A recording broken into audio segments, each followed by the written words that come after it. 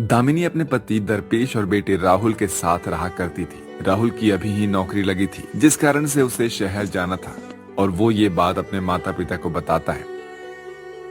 पिताजी, 8 दिन बाद मुझे शहर जाना है। देखो, कंपनी वालों ने मेरा ट्रांसफर शहर की कंपनी में कर दिया। क्या? नहीं नहीं राहुल, तू हमें छोड़कर कहीं नहीं जाएगा। तू ये ट्रांसफर रद्द कर दे अपना। नहीं माँ, अगर मैंने ट्रांसफर कैंसिल कर दिया तो मुझे कंपनी से बाहर निकाल दिया जाएगा। दामिनी, कंपनी के अपने अपने कुछ रूल्स होते हैं। बेटा राहुल, तू ये ट्रांसफर कैंसिल मत कर।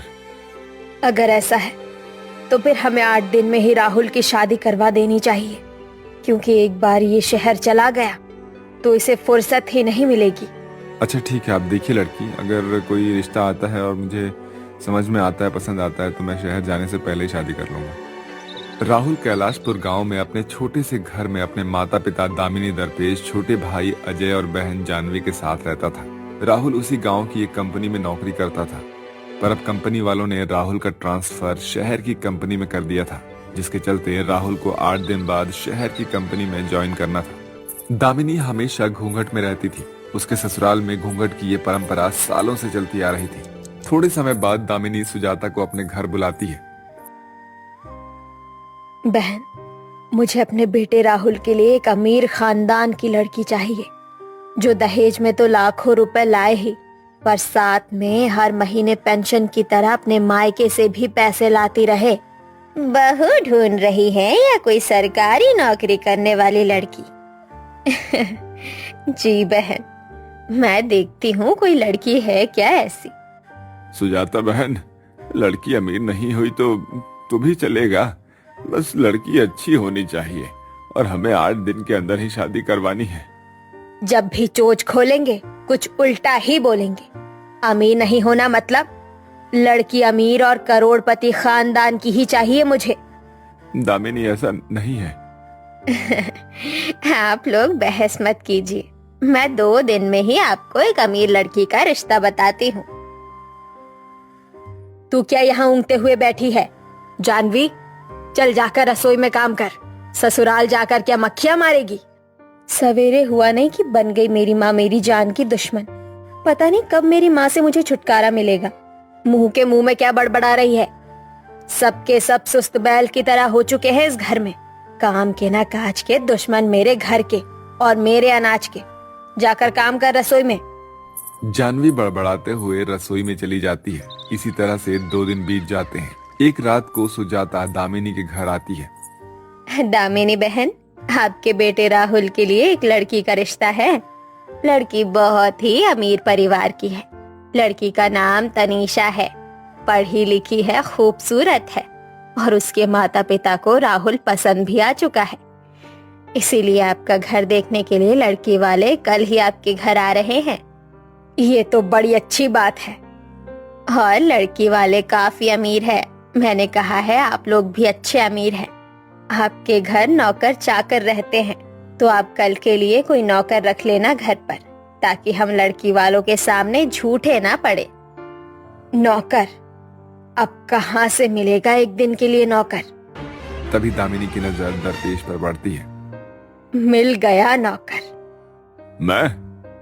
हाँ, आप एक दिन के लिए अपने घर के नौकर बन जाइए। तुम्हारा दिमाग तो नहीं खराब हो गया दामिनी? तुम मुझे अपने ही घर में नौकर बना रही हो। नहीं नहीं, मैं नौकर नहीं बनूंगा। अरे बेटों की खातिर पिता गला कटवा देते हैं और आप अपने बेटे के लिए एक दिन के लिए अपने घर में नौकर नहीं बन सकते? सारी उम्र नौकर बनने के लिए नहीं कह रही हूँ मैं, केवल एक ही दिन की बात है। हर बात में मेरी ही गर्दन कटेगी हैं? इस औरत से शादी करके तो मेरा जीना ही मुश्किल हो गया है। ठीक है, मैं बन जाऊंगा नौकर। अगले दिन तनीषा अपने अमीर माता पिता हरीश मीनाक्षी के साथ दामिनी के घर में प्रवेश करती है। आइए आइए, स्वागत है आपका। अरे वाह, हमारा वेलकम तो बड़े अच्छे से हो रहा है। कौन है ये? जी, ये हमारे घर का नौकर है, भोला। ये ले भोला, मिठाई खा लेना। 10 रुपए? क्या औकात हो गई है मेरी। 10 रुपए दे रहे हैं लोग मुझे मिठाई खाने के लिए। दरपेश अंदर घर में आता है। अंदर हरीश के परिवार और दामिनी के परिवार के बीच बातें होती हैं। माँ, ये तनीषा भाभी तो कितनी मॉडल है।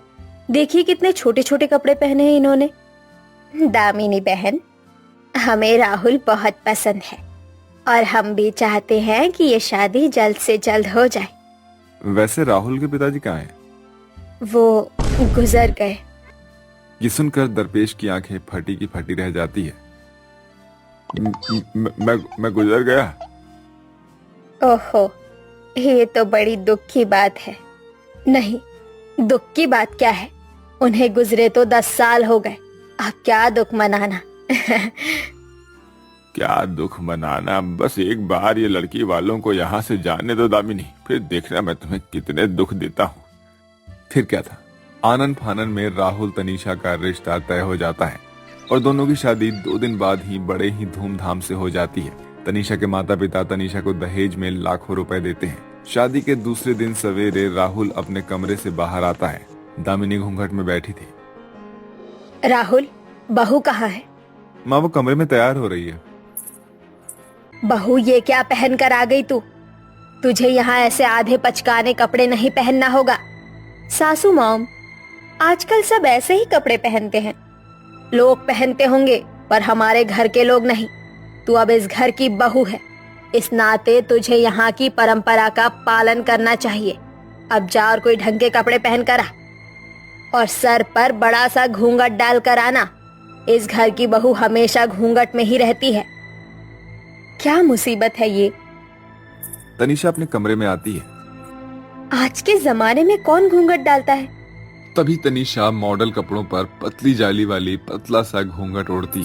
अब घूंघट भी तनीषा मॉडल की तरह ही ओढ़कर बाहर आती है। छी छी छी, देखो कितनी बेशरम है ये बहू। ये कैसा घूंघट और कपड़े पहन कर आ गई। घूंघट डालकर भी बहू तेरे पूरा चेहरा और बदन दिखाई दे रहा है। घर में जवान देवर है, पिता समान ससुर है तेरे, कुछ तो शर्म कर। क्या ये मेरे ससुर जी हैं? पर आपने तो कहा था वो मर गए। तनीषा, वो मैं तुम्हें बाद में बताऊंगा। माँ, आप जाने दीजिए ना। तनीषा, जाओ तुम चाय नाश्ते की व्यवस्था कर दो तो जरा। मुझे चाय नहीं, कॉफी बनाते आती है। कोई बात नहीं, चाय मैं बना देती हूँ। थोड़े समय बाद तनीषा जानवी रसोई से चाय नाश्ता लेकर आते हैं और सभी लोग चाय नाश्ता करते हैं। थोड़े समय बाद मैं कपड़े चेंज करके आती हूँ। तनीषा, अभी तो तुमने कपड़े पहने थे ना, और इतनी जल्दी चेंज कर रही हो? मैं हर 10 मिनट बाद कपड़े चेंज करती हूँ। तनीषा अपने कमरे में चली जाती है। इसी तरह से 2 दिन बीत जाते हैं और राहुल शहर में अपनी कंपनी में चला जाता है। अगले दिन दामिनी के घर उसके रिश्तेदार उर्मिला, जगदीश और उसकी बहू पायल आती है। पायल उर्मिला घूंघट में थे। आपकी बहू कहाँ है दामिनी भाभी? सुना है बड़ी उसूलों की पाबंद है आपकी बहू। अरे बाप रे, अगर इन्हें बहू के पहनावे और इसके रहन सहन के बारे में पता चल गया तो उर्मिला जी बातें सुना सुना कर मेरे कान किरकिर कर देंगी और फिर सारे खानदान वालों में उर्मिला जी मेरी बदनामी करेंगी। सुन बहू, बाहर मेरे रिश्तेदार आए हुए हैं और वो बहुत खतरनाक है, तो आज के दिन तू अच्छी सी साड़ी और लंबा सा घूंघट ओढ़ ले ताकि बाहर आए रिश्तेदारों में मेरी इज्जत बनी रहे। ठीक है सासू मॉम। तभी दामिनी तनीषा को बढ़िया सुंदर सी साड़ी पहनाकर लंबा सा घूंघट उड़ाकर उसे बाहर लेकर आती है। सासू मॉम, इस घूंघट में तो मुझे सामने का कुछ दिखाई ही नहीं दे रहा है। चुपचाप चल बहू। दामिनी तनीषा को उर्मिला, जगदीश और पायल के पास लेकर आती है। तनीषा ने लंबा सा घूंघट ओढ़ रखा था। अरे वाह वाह, जियो जियो बहू। तनीषा बहू तो कितनी संस्कारी है। बहू, काकी जी के पैर छूकर इनका आशीर्वाद लो। कौन सी काकी जी? मुझे तो इस घूंघट के सामने का कुछ दिखाई ही नहीं दे रहा है। लंबे से घूंघट में तनीषा को सामने का कुछ भी दिखाई नहीं दे रहा था। तभी वो सोफे से उठकर उर्मिला की बहू पायल के पैर छू लेती है। अरे ये क्या कर रही हो भाभी? आप मेरे पैर क्यों छू रही हो? तनीषा बहू, मैं इधर हूँ, वो मेरी बहू है। क्या कर रही है बहू? उर्मिला काकी के पैर छूने को बोला मैंने। सासू मॉम, इस घूंघट में मुझे सामने का कुछ दिखाई ही नहीं दे रहा है। बहू जा, सबके लिए चाय नाश्ते की व्यवस्था कर। तभी तनीषा सोफे से उठकर जाने लगती है तो सामने टेबल पर उसका पैर अटकने से तनीषा धड़ से जगदीश के ऊपर गिर जाती है और जगदीश पीछे सर के बल सोफे के नीचे गिर जाता है। माँ मेरा पैर। आह आह अरे बाप रे जगदीश जी। सब तनीषा और जगदीश के पास आते हैं। जगदीश बेहोश हो चुका था। हाय हाय क्या कर दिया मेरे पति को तूने बहू। ए जी उठिए ना, क्या हुआ आपको। अरे बाप रे कहीं जगदीश भाई साहब निकल तो नहीं लिए। माफ कर दीजिए काकी जी, वो घूंघट की वजह से मुझे कुछ दिखाई ही नहीं दे रहा था। अगर मेरे पति को कुछ हुआ ना दामिनी भाभी तो मैं आपका जीना मुश्किल कर दूंगी। ये सुनकर दामिनी घबरा जाती है। तभी सब जगदीश को हॉस्पिटल लेकर जाते हैं जहाँ चेकअप पर पता चलता है कि जगदीश कोमा में जा चुका है। मेरे पति कोमा में चले गए।